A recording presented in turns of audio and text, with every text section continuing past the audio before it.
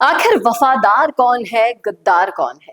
ये सवाल इसलिए भी महत्वपूर्ण है कि ये सच में सबको जानना जरूरी है। आज इस वीडियो में कुछ ऐसे किस्से आपको बताने वाली हूं, ऐसे तथ्य आपको बताऊंगी जिन्हें आपको सुनकर सोचने पर मजबूर हो जाना होगा कि असल में गद्दार है कौन और असल में वफादार है कौन। और इसका जवाब भी आपको मिलने वाला है, इसलिए जुड़े रहेगा आखिर तक हमारे साथ। नमस्कार, मैं हूं चेतना शर्मा। आप देखना शुरू कर चुके हैं संवाद भारत का, भारत के लिए। तो चलते हैं 2022 में, थोड़ी पुरानी यादों में, जब मुख्यमंत्री बनने के लिए एक रस्साकशी शुरू हुई थी। तब उस वक्त के मुख्यमंत्री अशोक गहलोत द्वारा निजी चैनल्स पर सचिन पायलट को बार बार गद्दार कहा गया था और ये कहां तक उचित था, ये सवाल उठाया गया था। ये बिल्कुल सही है कि पार्टी के महत्वपूर्ण यानी कि अध्यक्ष पद जैसे पद पर रहते हुए यदि सरकार के साथ धोखा या विश्वासघात करके सरकार को गिराने की साजिश में सम्मिलित हुआ गया तो उसे विश्वासघाती और गद्दारी ही कहा जाएगा कि नहीं। लेकिन गद्दार शब्द के भी कई सारे पर्यायवाची होते हैं और अलग अलग इनके अर्थ भी निकाले जाते हैं, जिनका विश्लेषण करना जरूरी है और उसी का विश्लेषण आज इस वीडियो में आप सुनने वाले हैं। जैसे कि एक सिक्के के दो पहलू होते हैं और जब तक सिक्के के दोनों पहलुओं को गौर से नहीं देखा जाता तब तक सच्चाई भी सामने नहीं आती है। तो वापस आपको 2022 में ले चलती हूँ, जब लंबे समय से भारतीय जनता पार्टी और एक दूसरे विपक्षी दल द्वारा कांग्रेस के ऊपर वंशवाद का आरोप लगाया जा रहा था।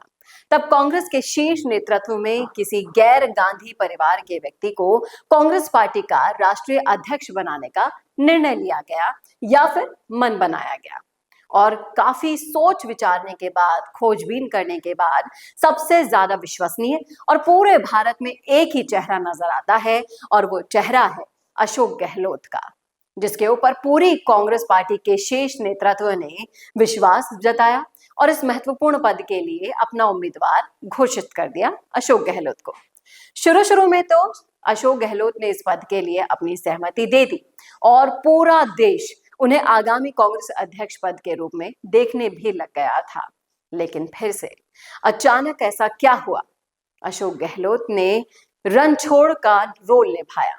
जी हाँ, उन्होंने पार्टी के शीर्ष नेतृत्व के फैसले के विपरीत अपने बगावती तेवर क्यों दिखाए, ये सवाल यहाँ पर खड़ा होता है। उन्होंने पार्टी के एक व्यक्ति एक पद के सिद्धांत की अवहेलना क्यों की, ये सवाल यहाँ पर खड़ा होता है। उन्होंने राजस्थान के मुख्यमंत्री के पद का मोह छोड़कर पार्टी की साख की खातिर अध्यक्ष पद का चुनाव क्यों नहीं लड़ा। उस वक्त सचिन पायलट के बगावत करने के उपरांत उपजी हुई स्थिति की जो पुनरावृत्ति गहलोत के इनकार करने के बाद पूरे भारत में कांग्रेस की छवि को खराब होते हुए लोगों ने नहीं देखा था। जहां पायलट के आचरण के कारण पार्टी की छवि राज्यों में खराब हुई, वहीं क्या गहलोत के निर्णय से पार्टी के राष्ट्रीय स्तर पर किरकिरी नहीं हुई थी क्या? फिर उस वक्त की जो ये साजिश रची गई थी, जो कूटनीतियां थी, इसको कौन सा नाम दिया जाए? बगावत, गद्दारी या वफादारी? राजनीति में कभी भी कोई स्थायी दोस्त या स्थायी दुश्मन तो होता नहीं है। राजनीति तो एक अवसरों का खेल होता है और फिर भी इन शब्दों का चयन सोच समझकर करना चाहिए। बड़े से बड़े तीर और तलवार के घाव तो भर जाते हैं, लेकिन याद रखिएगा कि शब्द बाण से घायल व्यक्ति ताउम्र बाणों से व्यथित रहता है।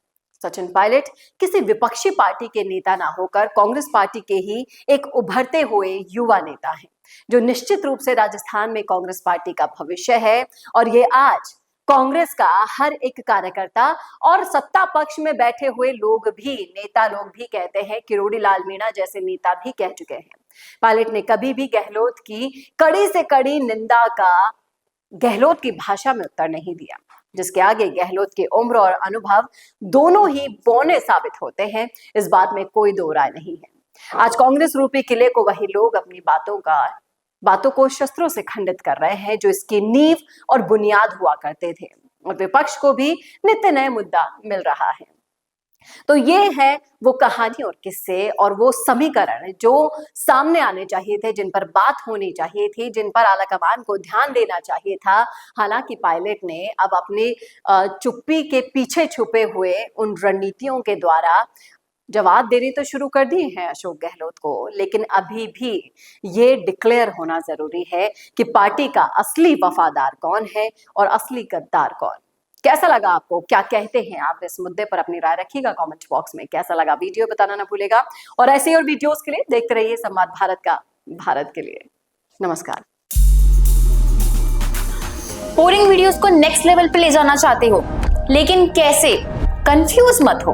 MIMS presenting certificate course in video editing. यहाँ सीखो प्रो एडिटिंग के सब सीक्रेट्स, ट्रांजैक्शन से लेकर इफेक्ट्स तक। चाहे YouTube वीडियोस हो या Instagram रील्स, इस कोर्स के बाद तुम्हारे वीडियोस बनेंगे टोटल शो स्टॉपर। इंडस्ट्री के एक्सपर्ट से ट्रेनिंग लो, अपने एडिटिंग स्किल्स को सुपरचार्ज करो और अपना कंटेंट गेम बढ़ाओ। तो अभी एनरोल करो certificate course in video editing में और बनो वीडियो की एडिटिंग मास्टर।